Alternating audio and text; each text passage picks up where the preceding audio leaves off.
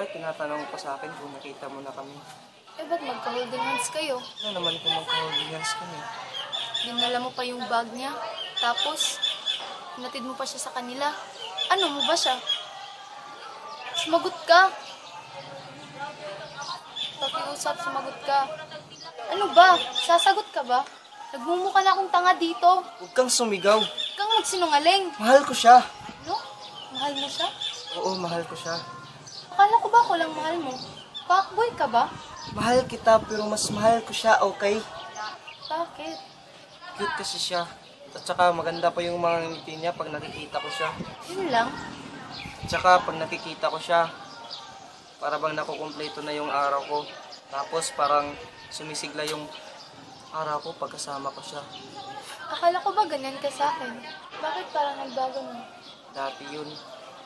Ano bang kulang sa akin? Bakit di mo ko kayang mahalin tulad ng pagmamahal mo sa kanya? Tell me. It's not you. It's me. It should be us. I need this space, okay? Kailangan ko rin ng space sa puso mo. Sorry talaga. Kailangan ko pa kasing hanapin sarili ko. Hindi hanapin nating magkasama. You deserve better. Be better for me. Nagawa ko naman pero wala talaga eh. Tsaka sinusubukan ko pero hindi talaga. Sorry. Hindi ko kayang mawala ka. Kaya simula pa lang ng una, hinala kita.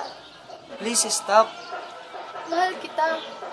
Buong buhay ko, ikaw lang nilalaman ng puso ko. Kung mahal mo talaga ako, palayain mo na ako. Please. Let me go.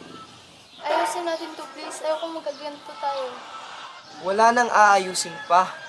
At saka, walang tayo na. Ayawan na.